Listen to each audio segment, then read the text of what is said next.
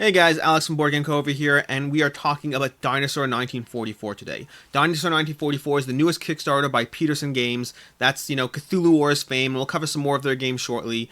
But this is one that I thought I was going to be doing a video on day 1, day 2, but as I saw the campaign, the opinions I thought I would have very quickly diverged from reality. And I therefore wanted to give myself a little more time. I wanted to give the campaign a bit more time. I wanted to do a little bit more research into the game and figure out some more things to reevaluate, re-prepare, re-come together, and put together this video. Now, before we jump into that, if you don't know yet, we are doing a giveaway when we hit 5,000 subscribers, hopefully sometime in the next week. But we are doing a giveaway of the Terraforming Mars Big Box Pledge. That's the $99 pledge. If you want the cheaper one for any reason, we're happy to go down a level. But we're doing that giveaway, and in order to be eligible for that, I'll link down below, but all you have to do is just comment on that video. You don't have to make it all fancy, you don't have to put in a lot of work, literally just say comment. I just need a way to randomly pick someone, and that's the way I chose, although all the comments I have to now look at is extra work. Either way, from there, let's go into Dinosaur 1944. How does it play? Is it a safe back? Should you back it? Is this one that, will you like it to begin with? And if you don't like it and you want to resell or trade it, can you get your money back? Will it hold its value? And am I backing it? All good questions. Let's talk about it. So, to start with, Dinosaur 1944. Basic premise of this game, pretty simple and, at least for myself, pretty appealing. You have a bunch of dinosaurs on an island attacking a bunch of army guys. I don't know about you guys, but Jurassic Park has always been an incredible movie. The new ones are also good, not as elegant or classic, but the new movies are still enjoyable to watch and definitely better CGI, although does not make a good movie. I mean, at the end of the day, again, a good reference point to this, miniatures do not make a good board game, CGI does not make a good movie, but they can certainly augment the final product. That being said, how does this game play? So I'm going to use their own basic, how to play, screen over here just to cover the basic notes. And the basic idea is this is a tower defense game. Tower defense game, typical, no magical departure from the norm here. If you're familiar with the concept of tower defense, this is basically that. So ultimately you have a bunch of dinosaurs entering the map. Let's scroll down to their how to play section, which I may have missed. Where'd it go? I had a how to play section here a second ago.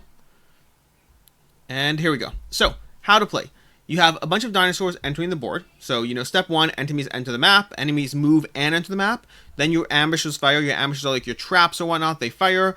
Then the surviving enemies, the surviving dinosaurs, attack your heroes. From there, your heroes get to take the turns, moving, lay down ambushes, and fighting, basically prepping for the next round as well as killing dinosaurs. And then your attack roll has to match the enemy defense. If you can see over here on the enemy card, each different type of enemy has different rolls that need to be, different symbols that need to come up on the dice in order to be defeated. Your attack roll has to match that in order for you to defeat them. Finally, collect their skulls, so you can use those skulls to purchase more things, upgrade equipment, do different things. That is it. That's basically it. And here is where things start to get interesting.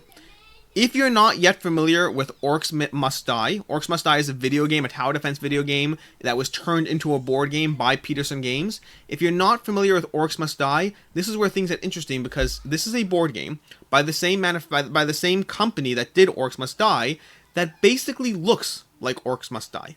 And that is when I took a pause, took a break, and was like, okay, step back. We have to reevaluate and figure out what's going on. This is not a new board game. This is a redone board game. And before I get any comments about it, initially this was just an opinion that myself and a lot of others had. Initially this was just a wait a second moment, but it has been confirmed in one of the recent updates by Sandy Peterson that this basically is Orcs Must Die 2.0. That's not necessarily a bad thing, but it certainly is reason for pause, because if you don't know yet, Orcs Must Die is a 6.6 on BoardGameGeek. That's not terrible. I have games that are in that range that I enjoy, but it's certainly a gatekeeper to whether you should look into a game or not. What I mean by that is ultimately the only thing that matters when it comes to board games is your opinion. I don't care if you like Monopoly, Sorry, Scrabble. I couldn't care less what games you, by the way, to all you Scrabble enthusiasts who are now offended that I just put Monopoly and Sorry in the same category. I apologize. Doesn't matter. The point is, whatever game you do or don't enjoy, ultimately, well, not do or don't, whatever the game is, if you enjoy it, that's all that matters. I don't care if a game is a 6, a 5, a 2, a 1, I couldn't care less. That being said, ratings are there to serve as a metric, to serve as something to help us wade through these different games and see what we want to play. It's not that a 6.6 shouldn't be played. It's not that a 6.6 is bad. It's that a 6.6 is a warning sign. Do I want to get this? Is this a game that is going to be enjoyable, or have enough people not been as satisfied with the final product? So to be clear, if you like Orcs Must Die, and trust me, if you look at the ratings, which you should, there are a bunch of 9s or 10s in there, then this is not a reason not to get it. It's just a flag. As far as what else in terms of that, this is not Orcs Must Die. This is based on Orcs Must Die, but it's Orcs Must Die 2.0 effectively. And they cover that in their update over here. Let's go through the update. Let me just see if I can find it here. Update. Dinosaur 1944 and Orcs Must Die. Over here they talk about some of the overall differences, some of the similarities, that it was effectively based on the same game. And that, again, that could be a good thing because they're taking a product that was not terrible, not great, not terrible, and theoretically making it better. So if you liked Orcs Must Die, or if you were kind of okay with Orcs Must Die, that's a good reason to pay attention to this. Because this is not a bad game redone. This is a medium-ish game theoretically made better. At the same time, it's a pause. It is definitely a pause that it's basically a redone version of a not amazing game. And that is already a big flag, because at the end of the day, Peterson Games has made some incredible properties. They have. They've made The Gods War, which is generally well loved. They've made Cthulhu Wars, which, I mean, this is the definition of add-ons and FOMO and whatever. The amount of stuff you can get in one of these campaigns is insane. They have Planet Apocalypse, which is one of their newest games. This is currently an 8.5 on BoardGameGeek. Doesn't have the biggest fan base yet, but from the people who have it, it's very well liked. It seems to be trending in that same vein as Gods War and Cthulhu Wars. Peterson Games definitely makes some incredible intellectual properties, some incredible board games. At the same time, not every single one of their games is amazing, and you have to factor that in.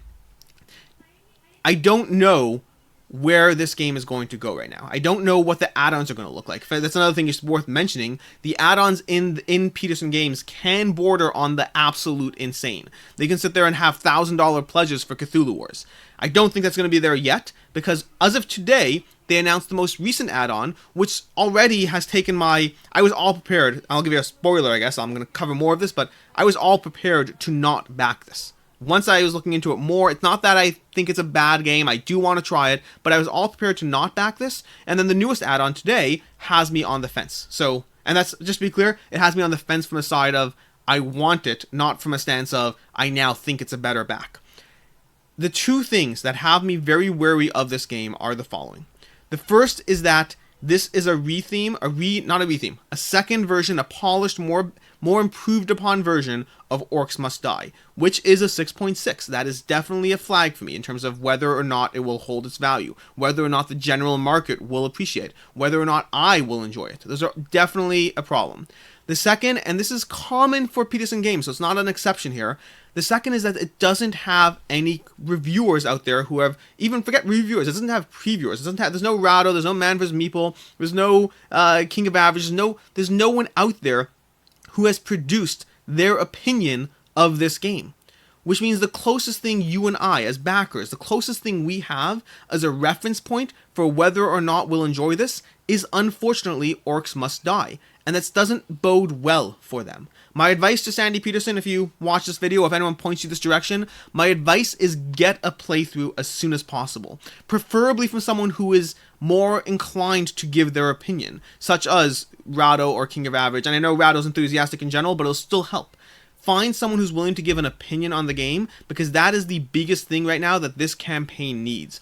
Specifically because it's based on a game that was only okay.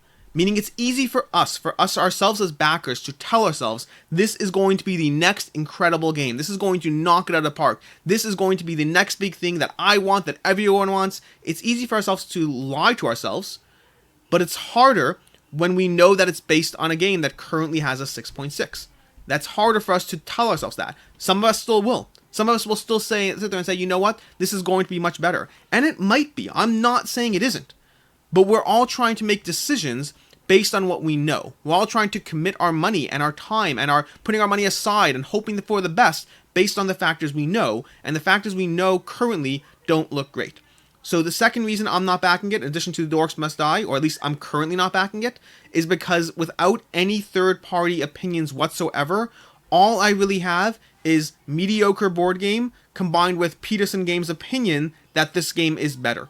Now, he does specifically state this is not necessarily going to be a Cthulhu Wars. This is not going to have the strategic depth of many of these big games, but there's nothing wrong with a light, throw some dice, have some fun, level up some characters, and I agree with that principle, by the way. I'm totally on board with that. I love Zombicide, which is all just hack and slash and fun and no intense depth and strategy. I have no problem with a lighter game. I just don't know that this lighter game is going to be as good as I would want it to be for it to be in my own collection. Now, as far as the add-ons, unfortunately, or fortunately, depending on who you are, they released an add-on today. Literally, by the way, just to be clear, I was prepared to do this video. I was all prepped, ready to do this. I'm filming this on Friday. This video is going up on Sunday. I was all prepared to film this video. I went to the updates just to make sure there's nothing new, and there was a new add-on. So whatever. It's, it is what it is. By the way, in general, subscribe down below so you can follow my Kickstarter roundup videos, because any future additional coverage on this will be in those roundup videos. I do roundup videos once every 7 to 10 days, and I generally cover any important updates about campaigns, especially if there's more add-ons, if they put out a playthrough, if they put out a review. Any of that stuff will be covered in my roundups. Subscribe to stay informed. Now, in terms of that add-on, so first of all, they have unlocks here. They have 5 heroes currently unlocked, with a 6th one looking like it's coming. I don't know what the plan is, but I can tell you that they had all these 6 spots available from the day 1, meaning they didn't add a row as another person came in. They had all 6 visible day 1, which to me makes it seem like there's just going to be 6 here. The others are coming in the optional buy. In terms of the optional buys, currently they have 50 mini skulls. This is just a what's it called? Not gameplay. I can't think of the word, but it's a non-gameplay add-on. It's a visual, aesthetic, whatever. I can't remember the name. But 50 mini skulls that are going to replace the currency token in the game. It just makes it to your it's effectively the equivalent of having gold, metal money or something like that. And then the add-on they released today is Dinosaur, which looks great, seems appealing, and basically the basic premise of Dinosaur is it does a role reversal. Instead of being the army men defending the island from the dinosaurs, you'll be the dinosaurs defending the island from the army men. Now, they give you a whole bunch of new dino heroes. These effectively take the place of your dinosaurs, and then they use the regular army men to replace the dinosaurs in terms of their attack. So this basically does a role swap so that you can play it both ways. And it also does come with a 2 versus 2 mode, so that you can have dinosaurs facing off against heroes. So it now takes this cooperative game, and does turn it a bit competitive as well, if you want. So this does add a lot of content to the game. It adds a lot of thematic, improvement to the game. So overall, this is something that, look at these tanks. Look at these, the equipment, the various creatures. These tanks take the place of the large dinosaurs. The soldiers take the place of the smaller dinosaurs. It gives you more content, both miniatures, both gameplay, both options, both thematically. And then over here we have the new spots for the various unlocks that will be coming in the campaign. Now, I will note this is 6 more spots plus the one over here, and we're currently at 7 days left, which perfectly aligns with how many unlocks we can potentially expect to see. Now, these are being available later. It's not that these are Kickstarter exclusive, these unlocks, but rather they will cost other people money, and you will get them in your pledge. So let's talk about value proposition. Like I said, I don't know if I'm currently backing it. As of now, I don't think I am. And I really want to be clear. Something I've talked about in general, the fact that a game is not a safe back doesn't mean you shouldn't back it. It just means that you should understand before you back it that you might be giving up your money, which we do all the time. Every time you buy something that, you just kind of want, or heck, every time you go to the store and get ice cream, you're giving up your money. There's nothing wrong with that. But I don't think this is a safe back, and I don't think I'm currently willing to give up my money on the chance that it's good. As of right now, I do want to play it. Eventually, we'll get it to the table, definitely. But as of now, based on the timing of the campaign, based on the add-on that they released today, based on those unlocks that you can see, it looks like this is it. It looks like we have the base game, followed by a role reversal expansion that you can get, and altogether, that's going to cost you, for the base game alone, $79, for the additional expansion, $69, plus shipping, of course. You're talking about $170, $180 for this.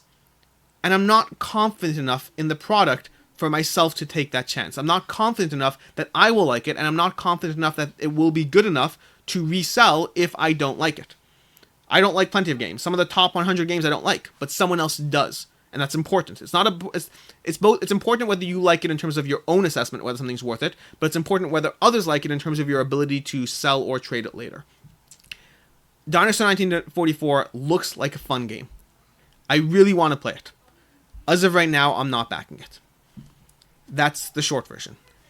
Let me know what you're doing. Let me know what your opinion is. Are you going to back this? Are you not? Do you agree, disagree? it is definitely a game I want to back. I mean, if you look at some of these miniatures, they look better than the typical. As good as Cthulhu Wars is, as good as the Gods War is, they tend to have a more chunky feel, more, I don't know how to describe it, but less detail to their miniatures. These look like much better miniatures. I'm very intrigued both stylistically, I'm very intrigued from a gameplay stance. I have no problem with light dice chuckers. I will be keeping a close eye on this campaign. If we can get a preview video, if we can get someone's opinion, and I know we live in the age of COVID, which means playing it as Tabletop Simulator, it may not be possible. If we could even see someone from Peterson Games going through a full playthrough of the game, these are things that might change people's minds. Right now, if you go on YouTube and you type in Dinosaur 1944, the only thing that comes up is content from Peterson Games. And it's not the most inspiring message when a game is based on a okay game. That's basically it. I'm sorry to dump on anyone who... I'm both at Peterson Games themselves as well as anyone who's looking forward to this. This is not a criticism of the game. This is not a statement that the game is bad. This might be an amazing, incredible experience. At the same time, it's also not one that I'm confident will be so. I hope you've enjoyed this video. This is Alex from BoardGameCo. Later this week, we will have Age of Atlantis. I don't have a set date, but I finally finished making up my mind on Age of Atlantis, doing the research, doing all the stuff I needed to do. I am ready to do an Age of Atlantis video at some point this week. I also will hopefully having that gaming table video coming sometime this week. I need to decide whether I want to reshoot it. It was hard to get the angles I wanted while doing it by myself, and so we'll see how that plays out. Until next time, I'm Alex from BoardGameCo. You can subscribe down below, comment, like, share, and as always, there's that, not as always, but as I mentioned earlier, there's that big box giveaway for Terraforming Mars if you don't yet know about it, as soon as we hit 5,000 subscribers. Have a good one, and I'll talk to you later.